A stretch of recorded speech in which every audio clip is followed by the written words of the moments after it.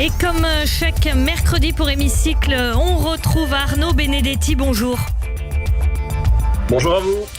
En France, journée très agitée hier à l'Assemblée nationale pour réclamer que Paris reconnaisse un État palestinien. Un député LFiste a brandi un drapeau palestinien dans l'hémicycle. C'est Sébastien Delogu. Il a écopé de la sanction maximale, une exclusion de 15 jours. Cette sanction, sur quoi s'appuie-t-elle ? Il considère que le bureau, en tout cas, de l'Assemblée nationale, qui s'est réuni tout de suite à la demande de la présidente de l'Assemblée nationale, Madame Yaël Braun-Pivet, a considéré qu'il s'agissait d'un incident qui perturbait non seulement l'ordre, public de l'Assemblée nationale, de l'hémicycle, mais qu'en plus, l'immixtion d'un drapeau étranger constitue dans l'enceinte de l'hémicycle une transgression qui est bien évidemment proscrite par le règlement de l'Assemblée nationale. Donc, la majorité des députés qui composent le bureau de l'Assemblée nationale ont décidé de sanctionner, alors avec l'abstention, voire le vote contre des députés de gauche, il faut le rappeler, ont décidé d'appliquer la sanction la plus importante en effet. Vous savez qu'il y a 4 types de sanctions. Il y a le rappel... Il y a le rappel à l'ordre et le rappel à l'ordre ensuite avec inscription au procès verbal, qui peut d'ailleurs donner à une suspension partielle de l'indemnité parlementaire. Vous avez ensuite la censure, qui là aussi donne en général lieu à une suspension d'une partie, voire de la moitié de l'indemnité parlementaire. Là, il y a eu une exclusion temporaire avec aussi une amputation de l'indemnité parlementaire de ce député qui a été prononcée par le bureau de l'Assemblée nationale. Justement, Arnaud Benedetti, on se souvient en juillet 2022, Rémi Rebeyrotte avait lui fait un salut nazi et n'avait eu qu'un rappel à l'ordre. Ça semble bizarre, même si c'est le règlement. Effectivement, on comprend bien le règlement avec le drapeau étranger, qu'un salut nazi ait droit à moins finalement de sanctions qu'un drapeau étranger. Oui, c'est toute la question de la proportionnalité de la sanction qui a été en effet appliquée par le bureau de l'Assemblée nationale. D'autant plus que, si vous voulez, en décidant sur l'échelle des sanctions, d'opter pour la sanction la plus forte, c'est-à-dire l'exclusion temporaire. En fait, il y a eu 3 sanctions de ce type sous la Ve République. Une contre un député communiste, M. Grémetz, l'autre contre un député du Rassemblement national, il y a maintenant à peu près 1 an, M. De Fournas, et aujourd'hui contre ce député de la France insoumise. Mais c'est vrai que, si vous voulez, est-ce que la proportionnalité est en l'occurrence là, disons, adaptée à l'incident de séance provoqué par ce député? C'est une question en tout cas qui est posée par un certain nombre d'ailleurs de parlementaires, notamment de parlementaires de gauche. Mais après, si vous voulez, c'est un choix, c'est le choix du bureau de l'Assemblée et la sanction est appliquée en l'occurrence. Mais la vérité, c'est que derrière cela, et le risque finalement de cette sanction, c'est finalement de donner quitus d'une certaine manière à l'intention de la France insoumise qui est clairement de conduire une stratégie qui est une stratégie du choc, une stratégie de la déstabilisation de l'institution parlementaire en l'occurrence, et surtout de se victimiser.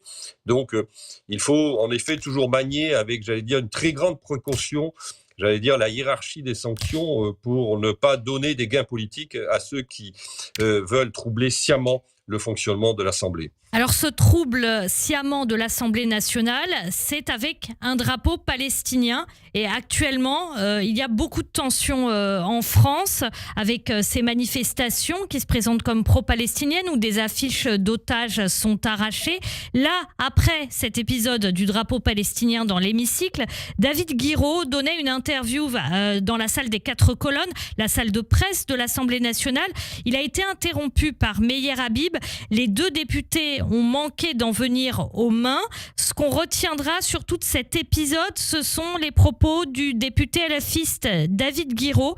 Il a traité Meyer Habib de porc et il a dit à son propos, il défend un génocide depuis le début. Ces gens-là ne nous feront jamais baisser les yeux. Meyer Habib va porter plainte. Qu'est-ce qu'il faut retenir et comment démêler les écheveaux de ce qui sent quand même, qui a quand même une odeur très nauséabonde? Alors d'abord, là, si vous voulez, cet incident s'est produit en dehors de l'enceinte parlementaire. De fait et de droit, le règlement de l'Assemblée ne s'applique pas de la même manière. Ensuite, malheureusement, cet incident, cette échauffourée, qui est en effet tout à fait inacceptable dans le cadre et dans l'enceinte du Palais Bourbon, traduit aujourd'hui l'extrême tension du débat politique en France. Et finalement, l'Assemblée nationale est aussi le reflet des tensions de la société française. Les propos de M. Guiraud sont des propos qui s'inscrivent dans une logique politique, qui est une logique politique déployée par la France insoumise maintenant depuis plusieurs mois et voire depuis plusieurs années, mais qui est encore plus intensifiée depuis l'attaque terroriste du Hamas le 7 octobre dernier. Et en plus, ces propos interviennent, il faut le rappeler, dans un contexte qui est un contexte électoral, puisque le 9 juin prochain, les Français vont voter pour élire leurs députés européens. Arnaud Benedetti, vous qui êtes un observateur de la vie politique, il y a eu cet épisode avec le député Fournas qui avait pour le coup parlé à un député noir de LFI en lui disant quelque chose comme de prendre un bateau pour retourner en Afrique. Ouais. Là, il y a cet épisode antisémite. C'est quand même deux épisodes qui sont très rapprochés. Est-ce que le racisme, l'antisémitisme, c'est malheureusement devenu mainstream au point que quand on n'est pas d'accord avec un député, on puisse mettre ça en avant? Alors, il faut quand même, il faut relativiser, je veux dire, pas ce qui s'est passé, mais il faut relativiser ce type d'incident à l'Assemblée nationale. On a ces deux cas qui posent en effet problème, autant les propos de M. de Fournas en 2023 que ceux de M. Guiraud en 2024. Mais il est clair qu'on voit bien que du côté de la France insoumise, depuis maintenant là aussi un certain nombre de mois, voire d'années, on manie un langage qui est parfois subliminal, parfois tout à fait explicite, en l'occurrence, qui vise tout simplement à complaire à un certain nombre de clientèles politiques et de clientèles électorales. Toute la stratégie aujourd'hui de la France insoumise, c'est de consolider un socle électoral qui, aux yeux de M. Mélenchon, pourrait lui permettre d'être présent au second tour de l'élection présidentielle en 2027, parce qu'il n'a pas renoncé à cet objectif. Je rappelle quand même une chose qui est très importante dans notre histoire politique récente, mais très rapidement.